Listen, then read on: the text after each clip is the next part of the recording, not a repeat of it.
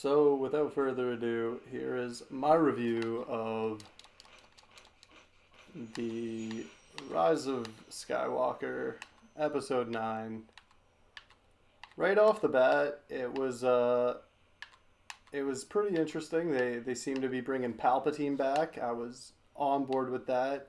I'm a big Sheev fan, big fan of the Emperor. Glad to see him return. Probably the best villain we've seen in the Star Wars universe next to Vader.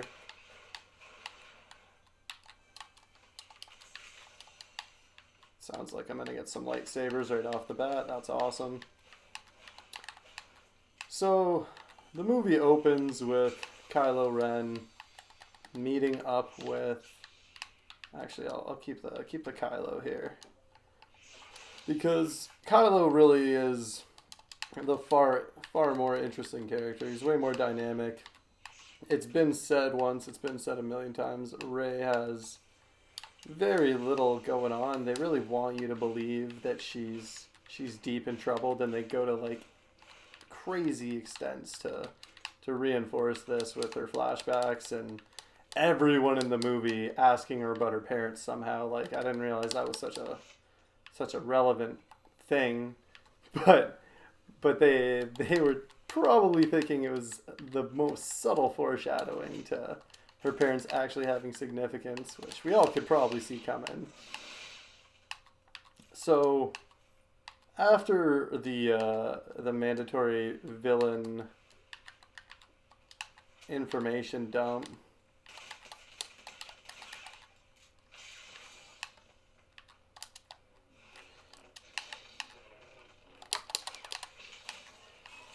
struck him down.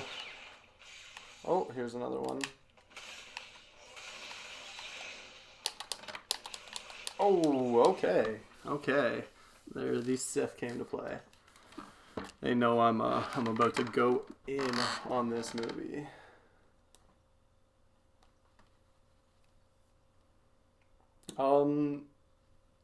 There was a great little buddy cop moment with like Finn and Poe, probably the two most compatible characters. They have the best dynamic.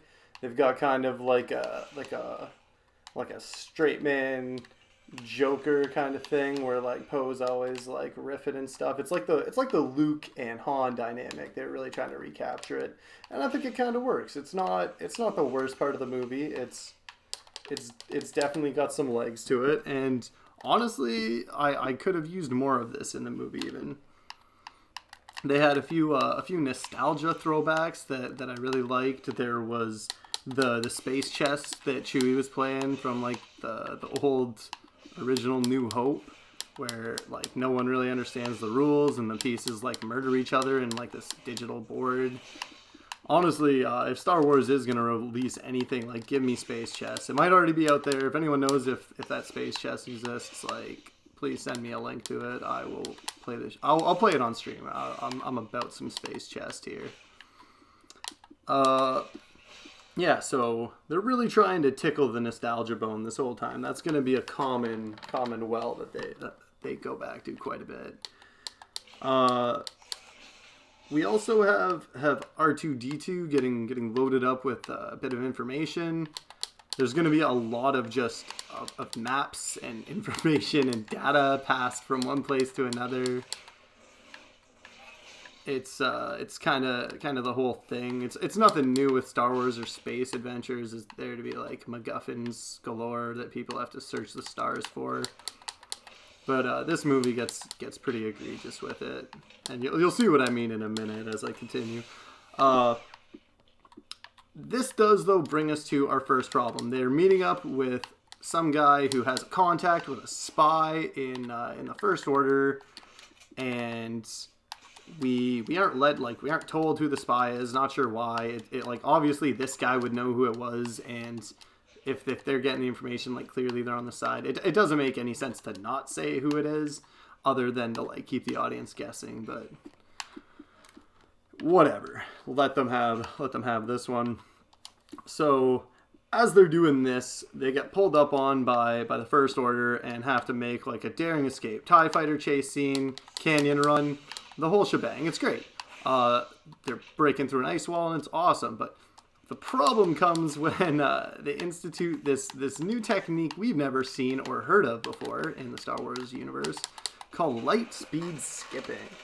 Now, light speed skipping is essentially when they hop in and out of light speed to teleport from one location to another, like seemingly like leaving the confines of reality that they're in and going to like a hypertube, which is how it has been, like lightspeed has been, used in the past and referenced in the past. Is it's almost a quantum realm that people jump into that exists.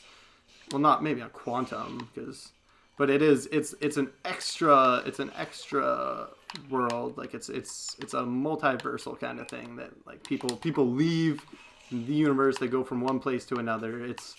It's not like they're just driving really fast in a straight line.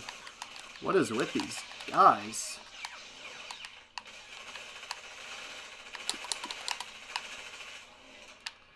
So the problem is this. It's a cool scene. It's a sick scene. It's awesome. It's like they're jumping from one place to another. They're in a canyon with a bunch of stuff, and then they're in a swamp or something, and then they're next to a bunch of buildings flying through a city, and they're jumping and jumping. It's really visually pleasing, but the problem is that they literally established in the last movie that you can drive a ship in hyperspeed through another ship. It was the whole crux of the movie, and I should take this time to point out that the director of the previous movie, Episode 8, was Rian Johnson, whereas the first movie in this trilogy and this movie were both... Is someone building a skybase? That's so weird. Were both done by J.J. Abrams. The relevance of, you might think that's like not really that important, but like Rian Johnson really sold out to just subvert expectations and clearly did not set a great tone for the rest of the franchise, because why wouldn't they just use this super broken ability all the time? Why didn't they use it to blow up the Death Stars? Like, why make a trench run if you could just fly a ship into it at light speed? Really broke a lot of the Star Wars logic. Now, this obviously isn't on J.J. Abrams or this movie. He had nothing to do with that, as far as I know, and is probably super pissed at Rian Johnson for even setting up this stupid nonsense in canon and making him work around it, which he will have to do later on. So, the light speed skipping, a little ridiculous, cool concept, but it does require a bit of suspension of disbelief, especially if you have seen and remember the last movie.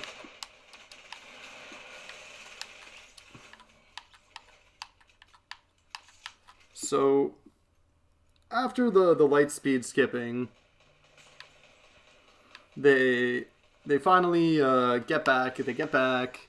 There's the scene where everyone like meets up, kinda. We see Rey has been training with Leia. She's working on her Force abilities. Not really much to say about the whole like Rey-Leia dynamic. I know they want it to be like a whole like sympathetic, like motherly figure. Like she's supposed to like represent like a familiar bond, as Rey like had no parents and whatnot. So we kind of see that like Luke and Leia are supposed to be like her surrogate parents, and that is, spoiler alert ahead, the whole reason for Rise of Skywalker. That's what they're referencing. They're referencing it as like she is a new Skywalker, and at the like it's the whole like thing they're really trying to get across there. And while she doesn't seem super stoked on meditating, she just wants to like run the gauntlet, go mess with some stuff. She does have a problem where she seems distracted. She chooses to fight and do a bunch of extra nonsense that really has nothing to do with her course. I'm not really sure what the goal of the course is.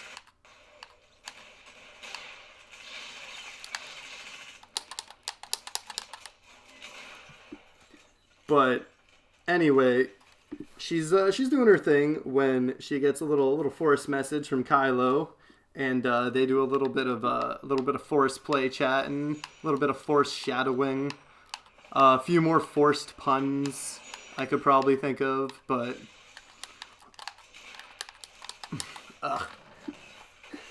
the the whole thing is a little weird. There's like some sexual tension. There's also like a lot of very muddied relationships in this movie. Like it's very difficult to tell where anyone stands. It feels like everyone's kind of got feelings for each other, but they didn't really want to like fully commit to anything because they're trying to keep the fan fiction market afloat, I guess.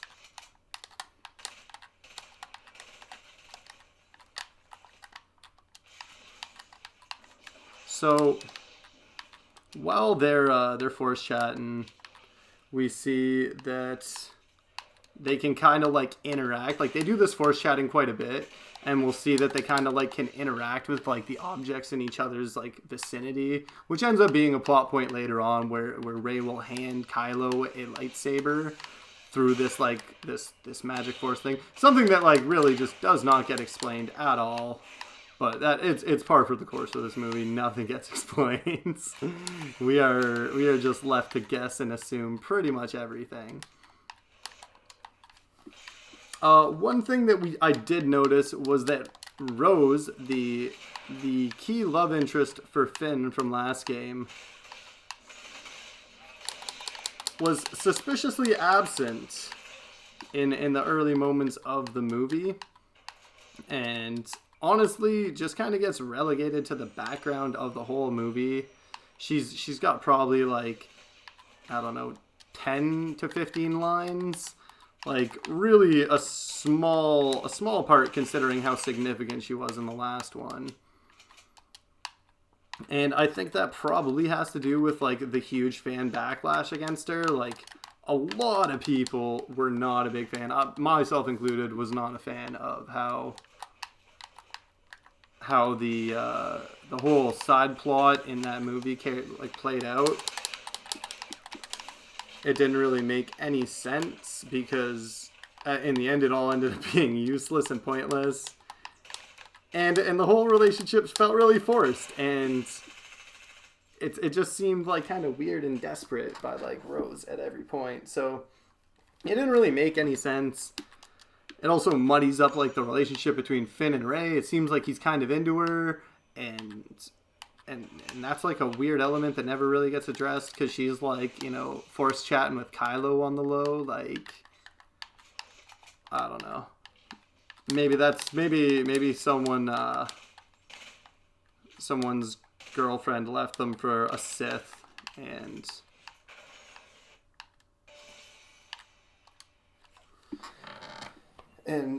they're trying to channel it. So at this point, we have the audience, know that Palpatine is real, but the cast finds out by them just explaining like Palpatine has been confirmed. He's got an army of ships, and he's about to release them on the universe, run the whole thing and go. He's running it back.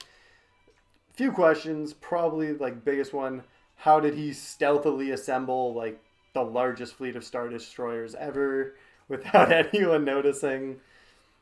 It seems odd, like the information that people get, especially since gathering information is such like a big part of the whole thing and passing it on.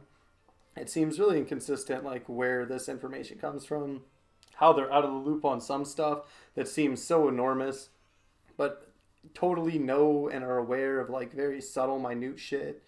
It's like they can miss Palpatine getting a whole armada together, but somehow Rey knows like what Kylo Ren had for breakfast. Like the whole thing is just really weird, and it seems like they're just keeping random stuff in the shadows just to have big expositions. But I'll give them that one. I'm really nitpicky right here.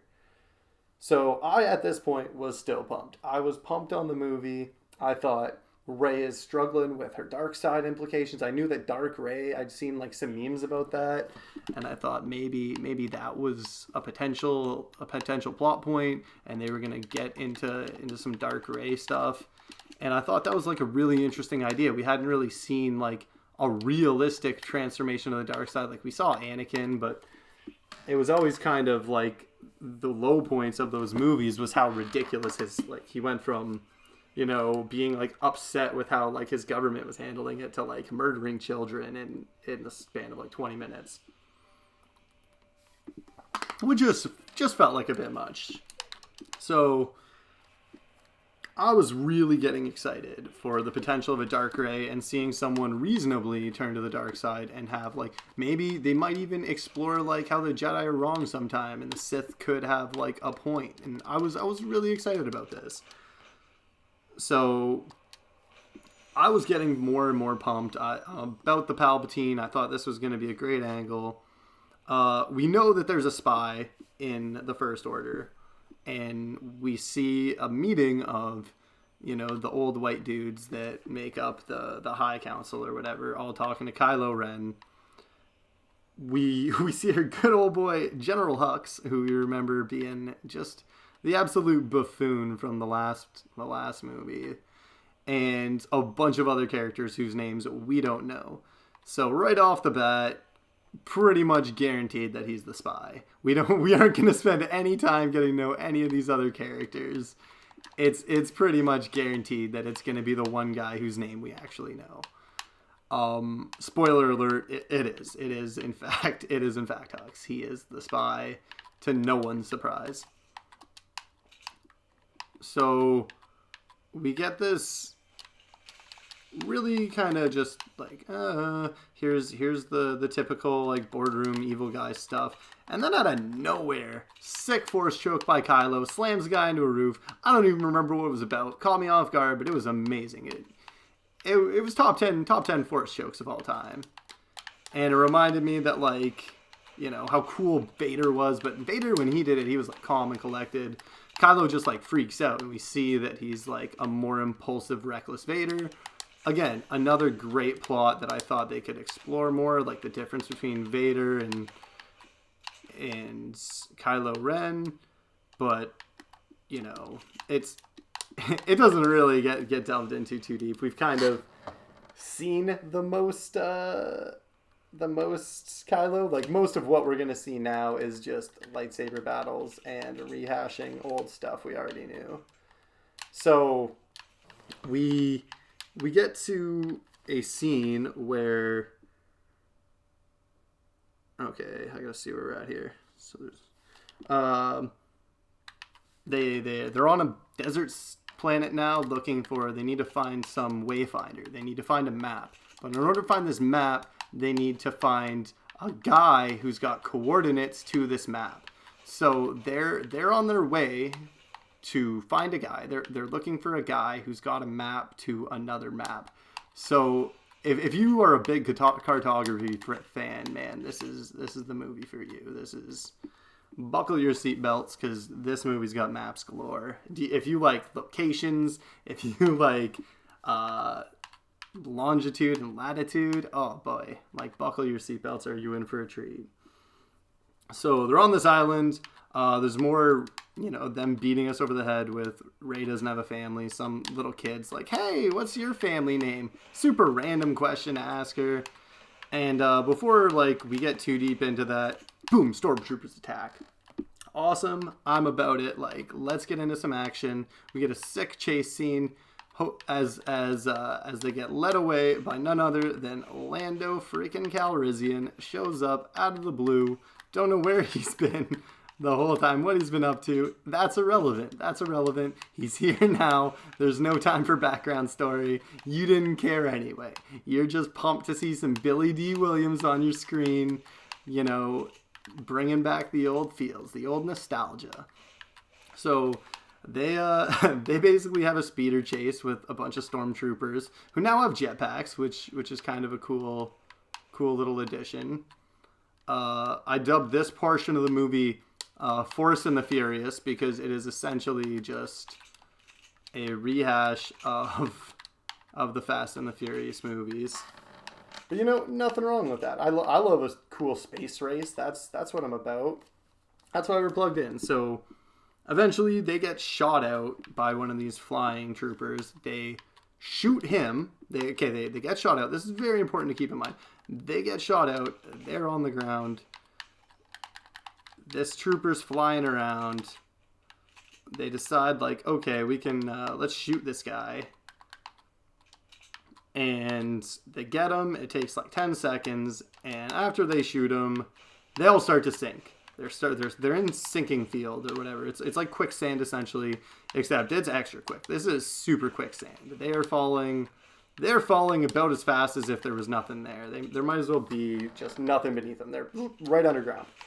So I was expecting, like, I don't know, Ray to pull them out with the force, or maybe there would be some kind of ex machina by someone showing up, lowering a rope to grab them. But no, they just get sucked right in there without a fight. And, oh, guy hiding in this tree. That's really cool. That's really cool, bro.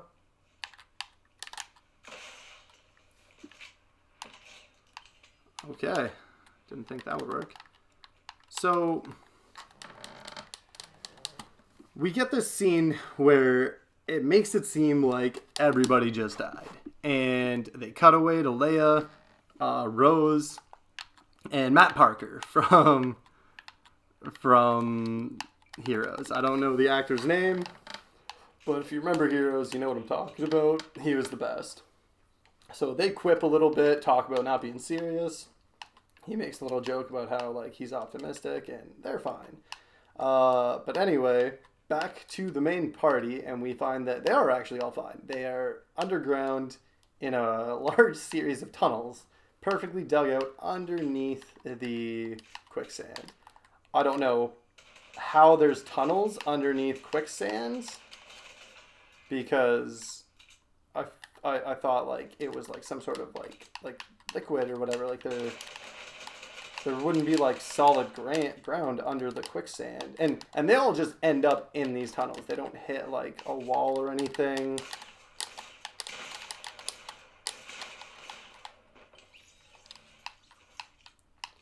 So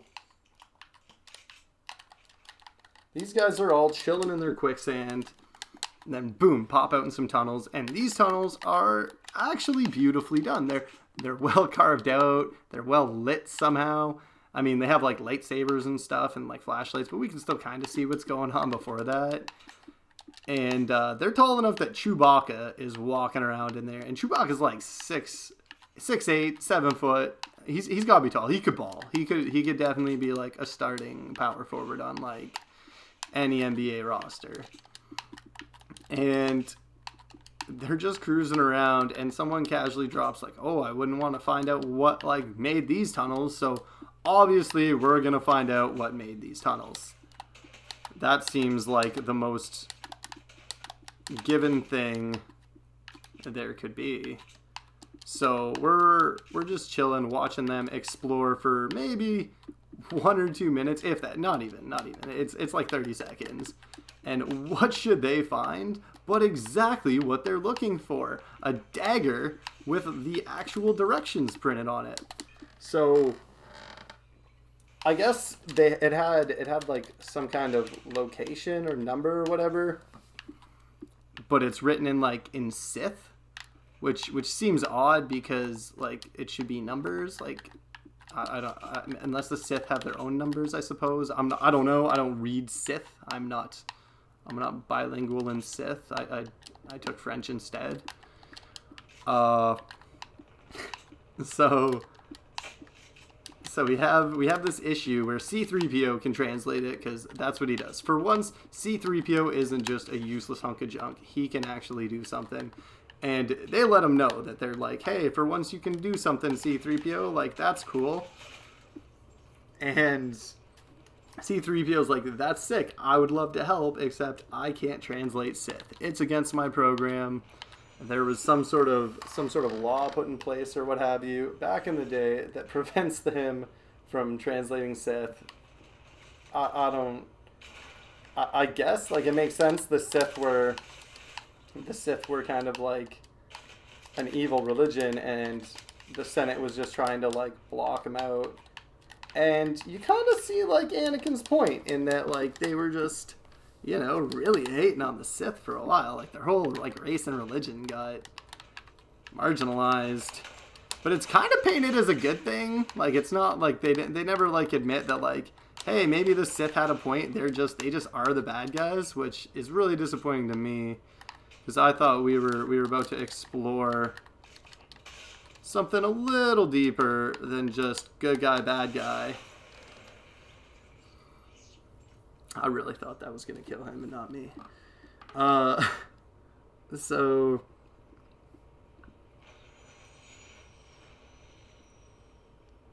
they eventually that beast shows up. They get the sword thing. C-3PO is telling them this is all printed on a dagger too. So it tells them like they oh my god, I'm lagging.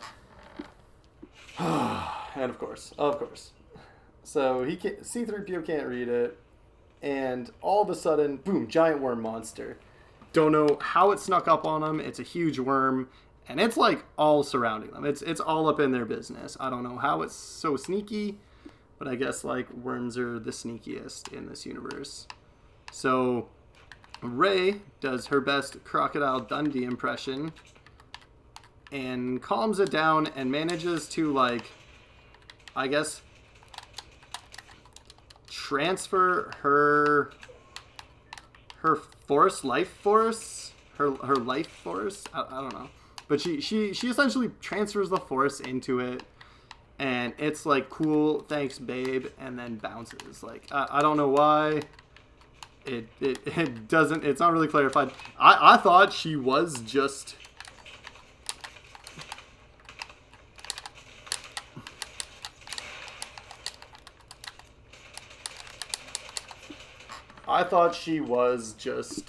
like, communicating with it, or maybe like Jedi mind tricking it.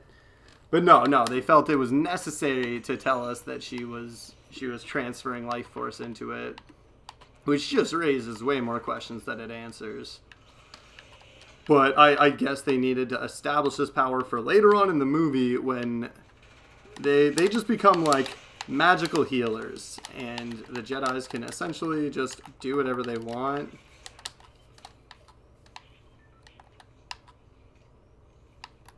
No one ever really asks why. Stuff just kind of happens.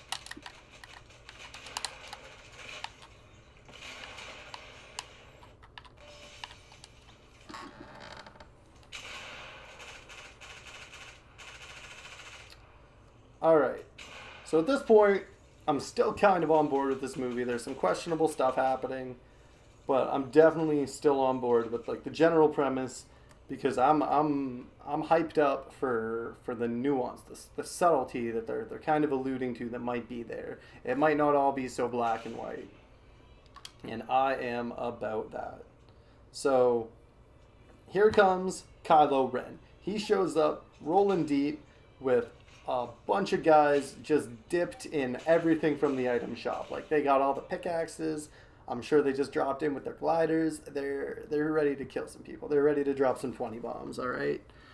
And Rey can sense him. She gets that he's here, and they have what they came for. They don't really even need to confront him. In fact, it's the opposite thing of what they need to do. They need to avoid him and these guys at all costs. So they're about to leave, and Rey decides, I'm just going to go off for on a walk. Go find Kylo. I don't know why, but that's what she does. So they send Chewie after to her to look after her.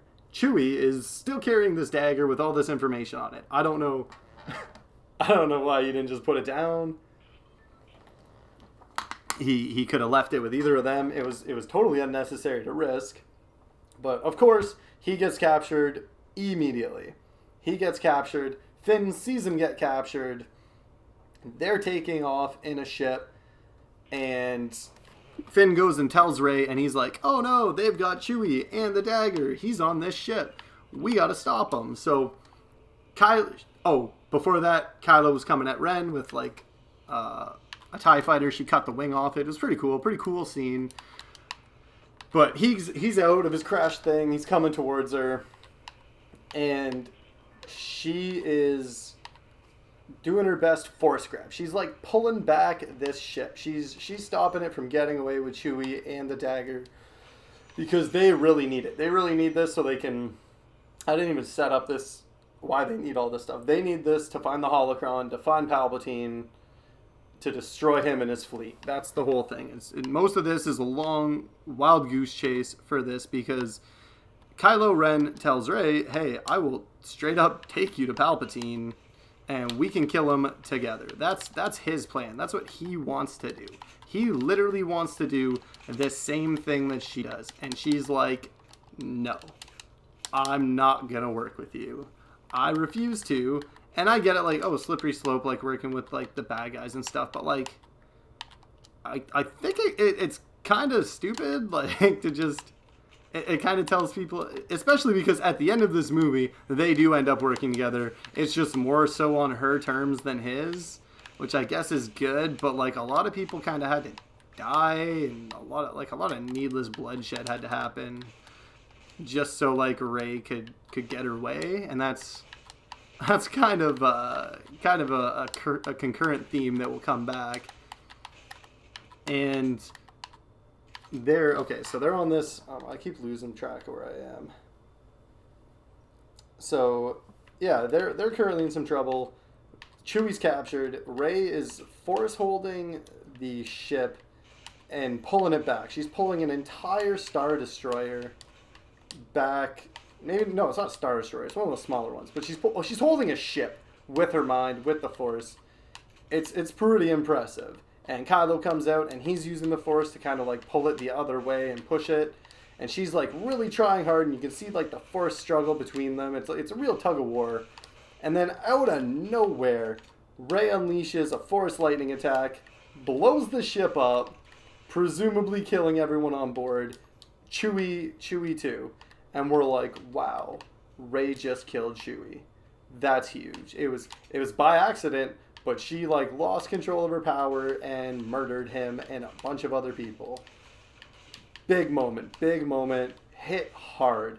I was absolutely floored and totally on board with this movie.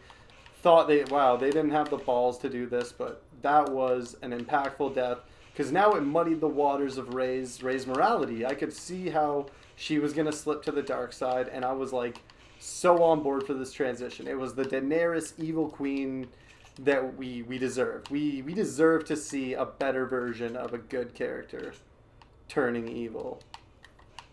Sadly, this is not the case. In like 2 scenes, they show Chewie is alive. He was on a different ship. And then a few scenes later, Rey finds out that he's alive and stops feeling morally ambiguous about maybe killing her friend. So, and there is a scene somewhere in this movie where Rey is like, it's kind of like when Luke fights himself and it turns, well, he fights Vader and it turns out that Vader's himself, and it's just a beautiful act of foreshadowing and juxtaposition. It works really well. It sets the tone beautifully, whereas this one just kind of like teases something that never really is going to happen. Like, Rey is pretty unfaltering. Like, she kind of makes it seem like she might go evil for a little bit, but it's more or less like the foreshadowing and the things around her that do that. Whereas she's just kind of like strong throughout the whole thing. It's really not that interesting to watch because she struggles with almost nothing. It's probably my main problem with her as a protagonist is that every challenge that is posed to her, she defeats easily, unless it's like not really that important. But I guess you could say like the same of Luke Skywalker, but like Luke Skywalker like lost his hand. He got bodied by Darth Vader. She was like wrecking Kylo from the get to the point that he just wanted to date her, and that's all that kind of came of that. So we're left wondering what's the path here? Is Rey gonna stay true to the Force? And there's a bit of stuff up in the air. Now let's jump back to what's happening with C-3PO and these directions, right? Because they now don't have the dagger because Chewie took it and it presumably got blown up. So C-3PO lets it slip that, hey, I guess this all just exists in my memory now, but it is still inaccessible because of this anti-Sith programming. So there's some way to crack his head open and take his memory. The problem being that this will effectively delete C-3PO as we know him. It will reset his memory, and to him it would be like dying. It would be like he would lose his memory and become a new, like an older version of himself, essentially. And this is like a heavy concept that is dumped on us and not explained at all. They mostly just play it for laughs, and eventually, like, R2-D2 reinstalls his memory, and he is oblivious to all the stuff that just happened. They use it for a couple quick jokes. Oh, come on, man. Hate not having a lightsaber. Alright, let's see what else we got. So there's this little droid too on the ship of like the guy who had this dagger, which like I guess they take his ship. And there's a lot of ship swapping, a lot of just like people going from one place to another. Like half of this movie is just characters going from one place to another to meet up with other characters, which I guess is the plot of a lot of Star Wars. But it's definitely not what makes them interesting. Because they just keep having these like very short interactions with characters. They introduce a new character, Zora. I maybe it's Zora. I'm not even fully sure, because has like probably 12 to 15 lines in the whole movie, but is kind of painted as like a love interest to Poe. That sort of works. Ooh.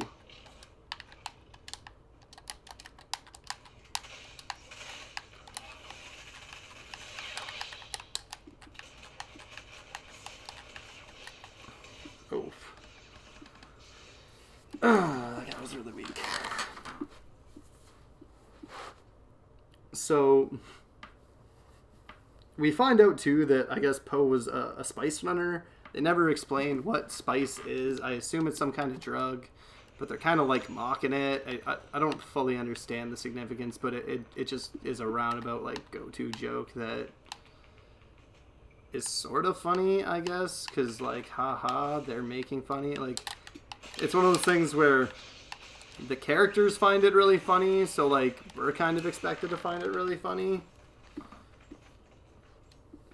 But this Zora's really like giving him a hard time. Like that's her whole thing, is basically to come in and just give Poe a hard time. I guess every movie needs a strong female character to give Poe a hard time as like the rebel to make him seem just like more mavericky.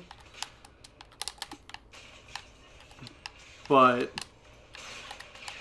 this character honestly could have been cut out of the movie entirely, and it changes like absolutely nothing. She gives them like some ship that like helps them get past. It was her ticket out of there, and she gives it to them. Like everyone they meet is just so open to helping them absolutely immediately with zero recourse or reciprocation for themselves. Like it makes you wonder how the Empire ever came to power if everyone in the universe is just out there looking out for the good guys.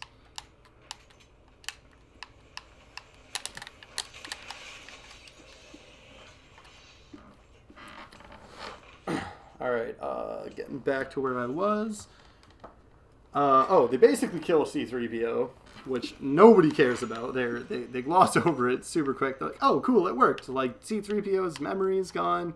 He's essentially dead. Poe even makes a little joke about, like, oh, like, C-3PO introduces himself to them because to him, he doesn't know them.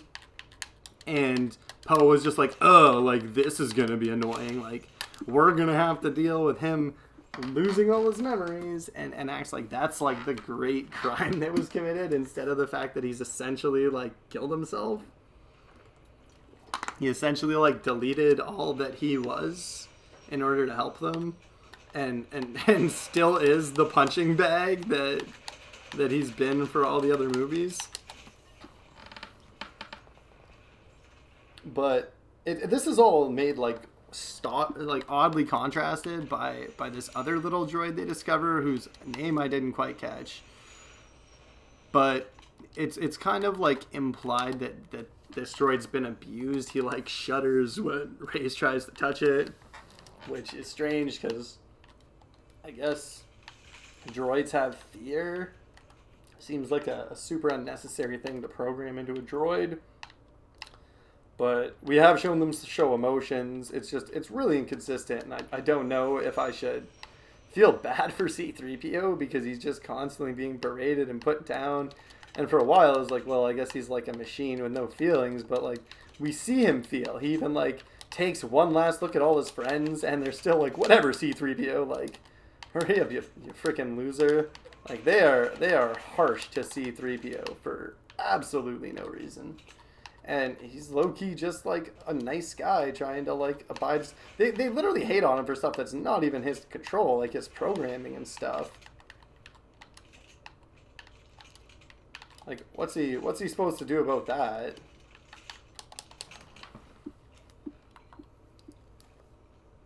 But again, like, they reverse it all, so it's another pump fake, like, just like Chewbacca's death. It doesn't really matter. This guy just dropped me rockets. What an absolute homie. Totally didn't need to do that. I'm gonna stick near him and give him a little protection.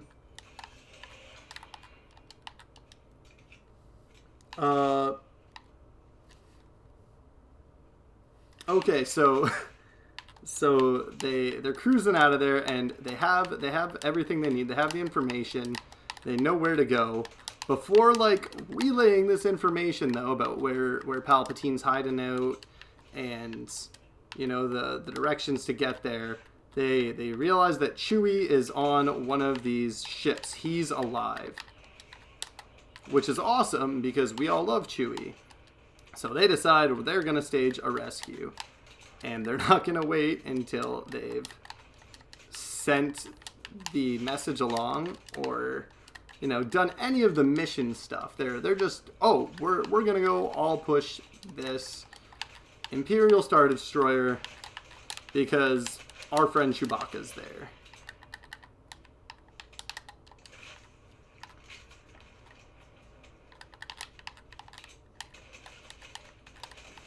That guy's literally 1 health. This is why I hate the blue AR.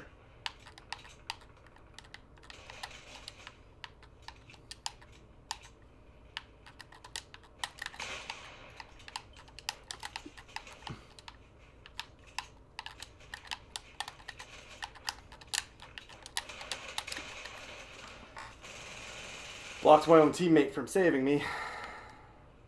Uh-oh. Oh, cool. Got another one there. Alright.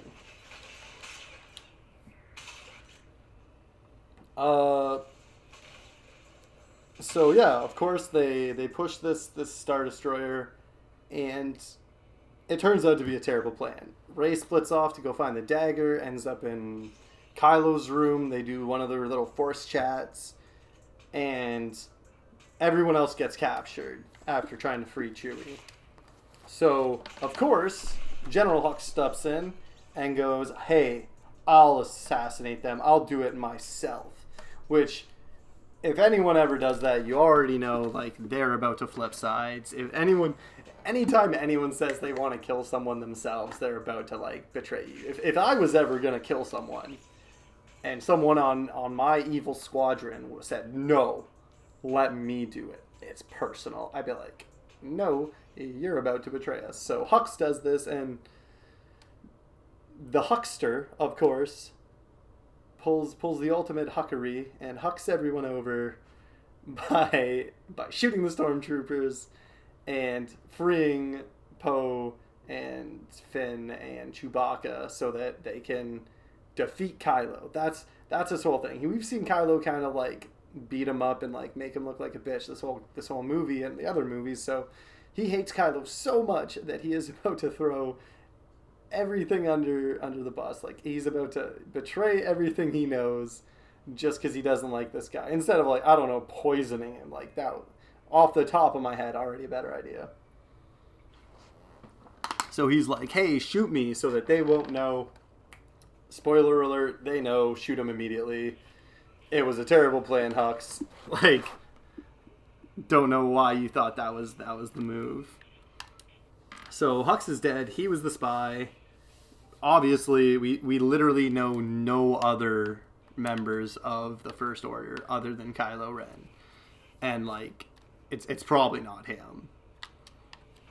So there's some pretty heavy foreshadowing here with, like, the power. Like, I don't know how much Star Wars lore anyone knows, but one of the only people to ever use Force lightning is Palpatine. So once Rey used it, it was kind of a giant red flag as to, oh, maybe like that's some significance in relation to Palpatine. And pretty much anyone with half a brain cell could piece that shit together. But they'll keep foreshadowing it and leading up to it, and eventually, oh man, it gets really muddy. I'm very glad I took notes because the plot is all over the place. There's like 34 locations that they go to. Like I'm probably not even being hyperbolic. They go to a lot of locations. They're just bouncing around the map like willy-nilly. No real central location. Just a bunch of sets that they keep traveling to. Which is cool, like kind of world building, but like not really because they're just sort of stopping off there. It's just like if these are like escort missions in a video game, but they'd all be like painfully short. Where it's like, or like fetch quests. It's like fetch quests. It's like the little quests you would do before like the main quest, and it makes it feel very irrelevant and unnecessary to the plot of the story. Which it ends up being because Rey and Kylo end up fighting, and he grabs the Wayfinder, which they had to, like, she had to sail to go get it. That's another scene that doesn't really make sense. There's these choppy waters, and they have to get to a thing, and it's like they all forget that they have spaceships. I think they maybe crashed or something, but I keep wondering if Rey can lift or pull back a starship, could she not just like lift herself up in the air and like carry herself with the Force? I'm not entirely sure on how the Force works, but I would assume you would be able to like at least throw yourself really far would make the most sense. Like this ship, I assume, has thousands of pounds of thrust that you're counteracting with the Force. And you weigh like a $120, like soaking wet, right? Like you can't force throw yourself like across an ocean and then force catch yourself. I'm just throwing force stuff out. I'm not trying to force anything here, but it seems like the solution to a lot of these problems could be the Force. So Rey and Kylo fight for a while. There's a scene where Kylo has destroyed it. They're fighting, and Leia kind of it's a cool fight. It's a cool fight. They're blocking each other's lightsabers with like the Force and stuff, but it gets turned to a head when Leia uses the Force to communicate with Kylo. And obviously, like, Carrie Fisher sadly passed away during the filming of this movie. So some of this is done by a body double, and you can tell that, like, they used a double for this and had like, some special effects, and they're really trying to cover it up. They did their best, so I'm not going to go too hard on this. The whole premise of it seemed a little weird because he's very shocked that, like, his mother's contacting him like this. But it seems like it's something she's always been able to do, and it's kind of weird that she didn't really try before this. Like, this is, like, we all have mothers, and they, like, for the most part, call us. Like, I like very few, I don't know, like, Leia seemed to just, like, never call him. It seems, like, odd that a mother wouldn't call her kid if she could using the Force to tell him to like stop being all Sithy. But anyway, she calls him. He freaks out, and this allows Rey to kind of get the upper hand, and she stabs him through the abdomen, right through the guts, just in and out with the saber, and that seems like it would be probably pretty fatal. And I was like, wow, like Rey just killed Kylo. That's intense. Maybe she is gonna go dark side. Maybe we're gonna see a change in her that is maybe they're gonna fake out this and we're gonna get to see Darth Rey. I was getting pumped for it, but lo and behold, as Kylo lays dying from a fatal gut stabbing with a lightsaber, she uses the previously mentioned force healing and just kind of like waves her hand over it, and poof, he's no longer stabbed in the stomach. So at this point, pretty much all stakes have been pulled out of the movie. Like, anyone can die or get stabbed and their character will come back or get revived or whatever. Because after that, we have a scene with Harrison Ford talking to Kylo Ren as a ghost. Don't know why he's able to talk to him as a ghost, but they have like a little reconciliation, and Kylo kind of forgives himself for stabbing his dad, even though like he hasn't really done anything to kind of merit that. He's still just been like an evil dude this whole time. Of course. So Kylo just, I guess, has this change of heart and decides, hey, instead of my evil plan to go work with Rey to kill the Emperor, I'm going to be a good guy and start my good plan to go work with Rey to kill the Emperor. Again, a lot of this movie kind of centers around like the make-believe ideology of like good versus evil, and like there being just like these good guys and bad guys like a child would think of them. Like, no one's actions really define who they are. It's more like their allegiances, and it's just kind of like the good guys against the bad guys, which is kind of irritating because like the prequels sort of explored the notion of maybe like what would happen if, like, what if the Sith were right? What if they had a point? And I'm not saying like they were right, obviously, but like the Jedi were never always right either. But in this movie they are. In this movie the Jedi are the best guys. They're the good guys. Sith are bad guys. It's real cut and dry. Not a lot of room for anyone to kind of get it twisted. So Kylo and I guess everyone else. Oh, they're also Kylo destroyed that crystal, and it was a whole thing to find like the Wayfinder. But it turns and Rey goes back to like Luke's base or whatever, like the place where he was like milking alien titties. And she goes back there to sort of burn down everything because she hates the Jedis now. She hates. It's never really explained what her whole her motivations seem muddy at best the whole time. But she's burning the whole thing down. Luke shows up as she's throwing the saber in the fire and catches it as a Force ghost, and he's like, hey, like, I knew that Palpatine was your grandfather. They explain that like Palpatine is Rey's grandfather. It's like it comes as a huge shock to no one because they foreshadow it so heavily.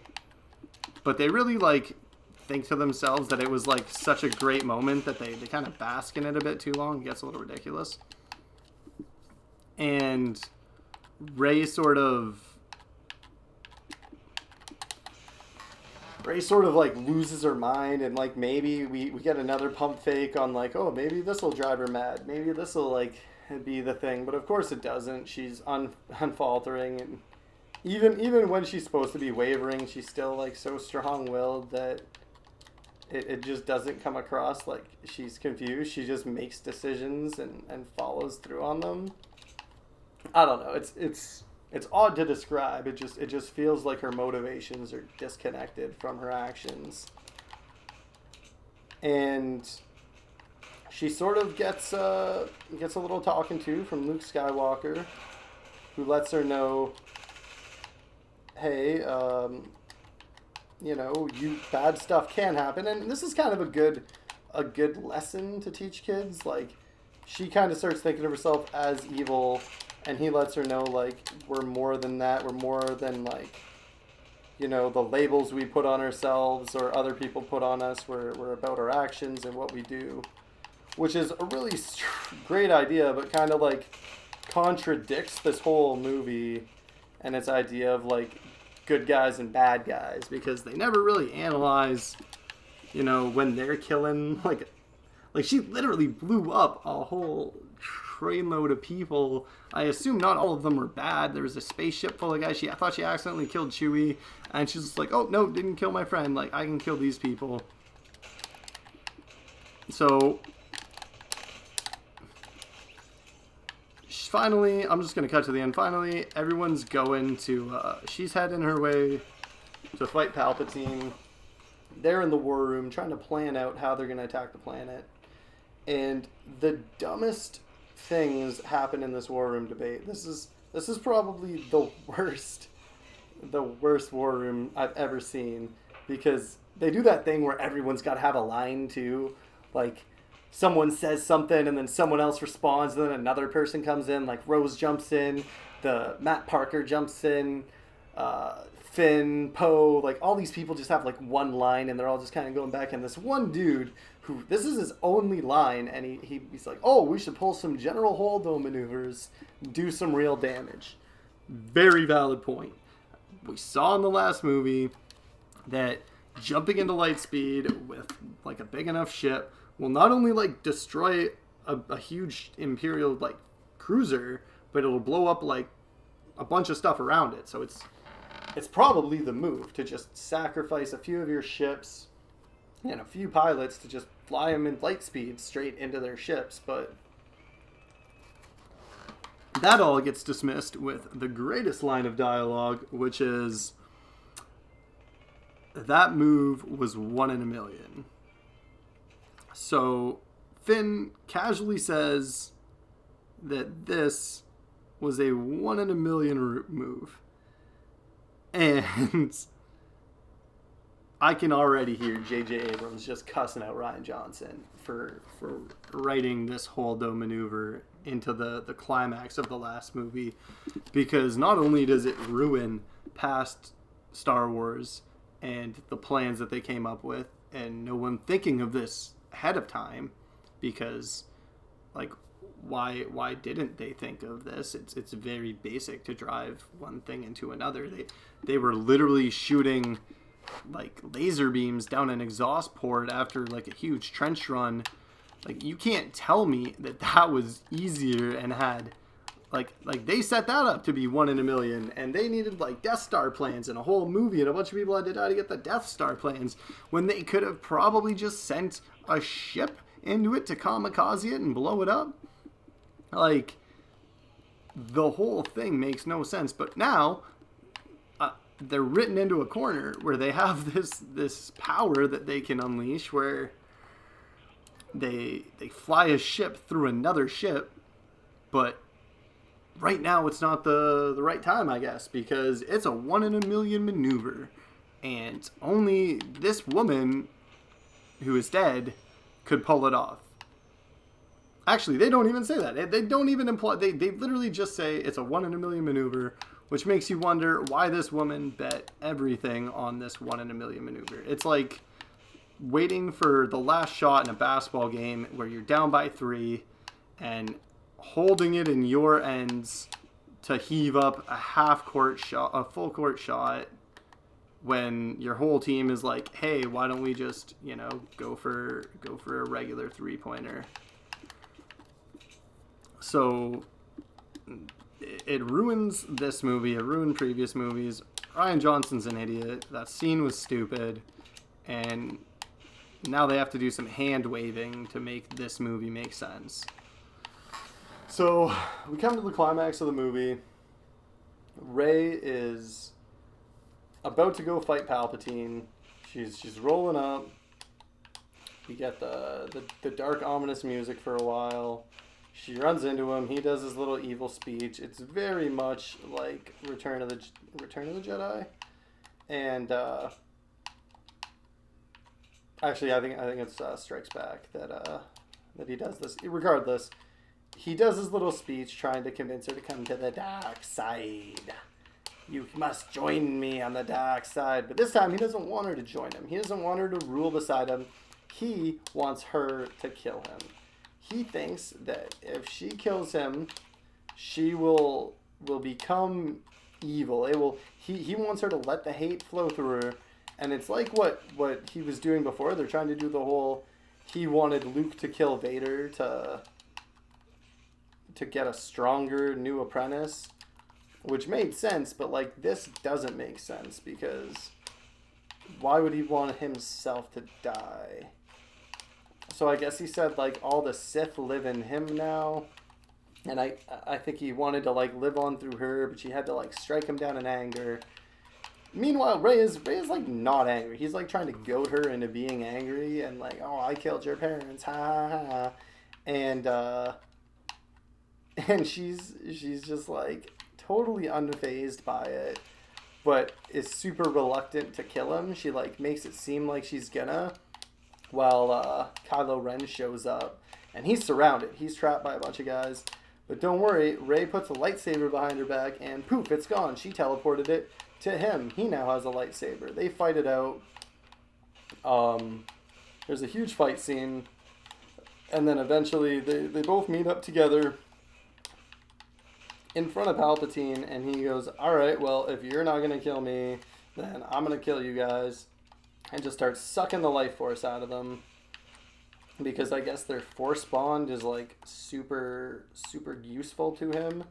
And it just like juices his power right up.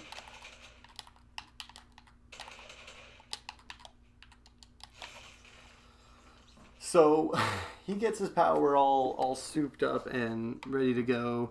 And all I can think is, wow, she definitely should have killed him. Like, even if she became Sith and evil and, you know, had to deal with all this, like, every one of her friends is dying, like, in this big fight that they're losing because, you know, they're super outgunned and outmatched. She could literally kill Palpatine, take control of his army, and stop it.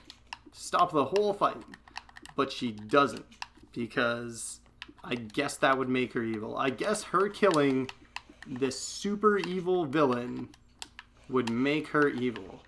So her and Kylo get all their force powers zapped out of them, and the Emperor lets out like a huge laser beam, like a lightning strike out that blows up all the rebels and their reinforcements. I guess everyone in the galaxy showed up to help them, which again makes you wonder how this empire even like came to power. If a bunch of people would militarize that quickly and work together this efficiently, it begs the question how this authoritarian space government could even maintain such a stranglehold on the galaxy.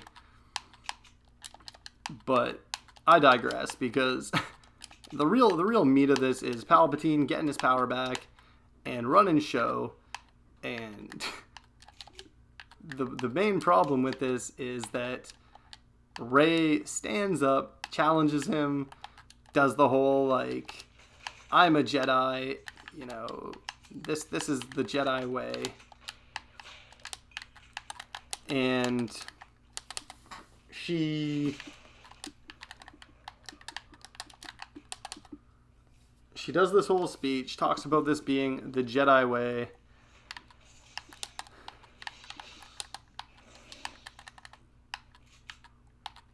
And lifts her lightsaber up. And I don't know why the Emperor's so stupid, because he does the whole force lightning at the lightsaber thing, and it starts getting reflected back at him, just like when like Mace Windu did the exact same thing. And she keeps walking towards him, and the lightning starts zapping him, just like when Mace Windu did the exact same thing.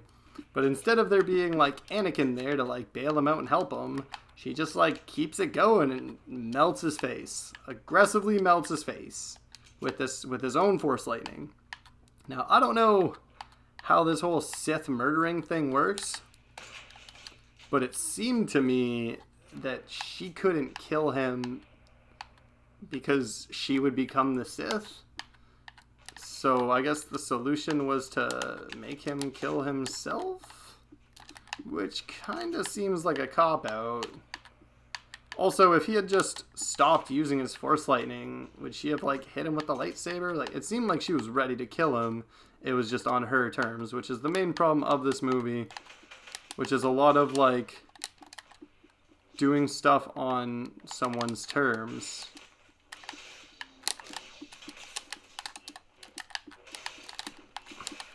Can't believe that hit me. Sort of ridiculous. But not as ridiculous as contradicting everything you have said in your own movie about why the characters are doing things. They could have easily just worked together from the start to kill the Emperor.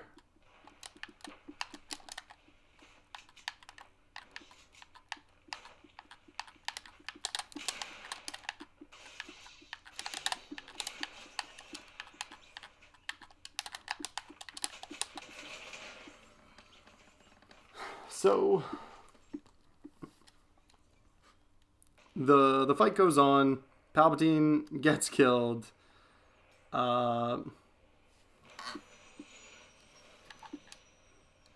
cut to the Ewoks for some reason. They're celebrating. I don't know why. I don't know if they understood what was going on. They're presumably off on Endor, somewhere far away where they can't see any of this. And they're basically just trying to capitalize on all the little nostalgia bones that they can tickle.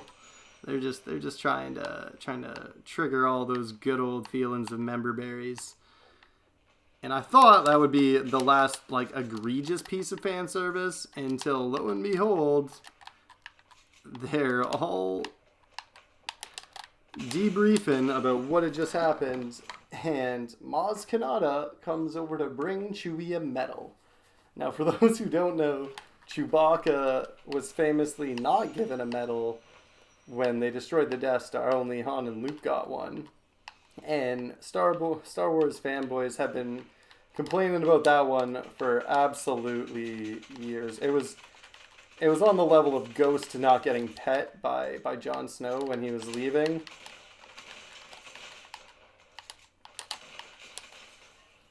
So I'm absolutely potatoing. This is way harder than I thought. I'm gonna have to find a better way to talk about things and stay on topic while playing games. It's hard to do both well. I think I just kind of did both poorly. But yeah, I would say it's not as bad as, like, critics are making it seem, because it's a Star Wars movie. It's not really meant to be some deep exploration into humanity, even though it could have been. It could have been a really great movie. They could have done, like, a Dark Rey thing, had her actually go to the dark side. I would have been way more interested in that movie. Star Wars, if you ever want to, like, see a remake of you know, a good anti-hero story in the Star Wars universe, like something like Anakin Skywalker, but one that makes sense, where, you know, you don't know that he's gonna turn into Darth Vader the whole time.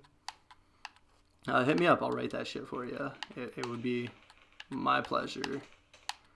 But out of 10, I'm gonna give it like give it like a 6.5 out of 10. It's not terrible. It's not okay. Writing wise, 3 out of 10. Terribly written. Really, if this was like a book, this would be trash. I would not tell you to read this book. Luckily, it's Star Wars, so you're mostly here for, like, laser fights and space battles.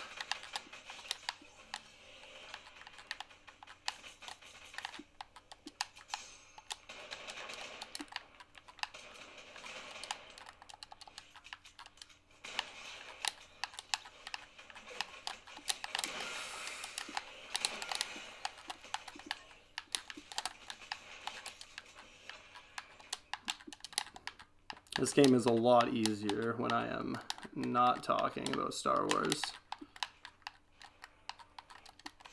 Because it was honestly just such a muddy mess. It was so hard to follow and remember all the locations and the characters and the things that mattered and the things that didn't, because most of it didn't. Most of it didn't matter. This movie could have been 15 minutes long, and it would have just been Kylo saying, "Hey, Rey, want to go kill Cal Palpatine?" And her being like, "Oh, I don't know." And him being like, "He has an armada and he's about to destroy everything." And her being like, "Oh, okay, well, yeah, I guess so. Might as well." And he's like, "We can rule in his place." And she could be like, well, we'll figure that out later.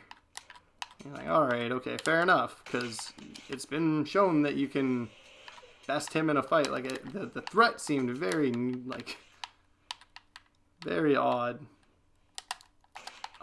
Are you...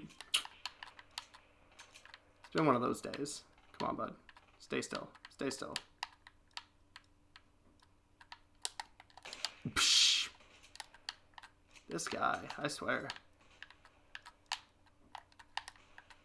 Okay, buddy, come on.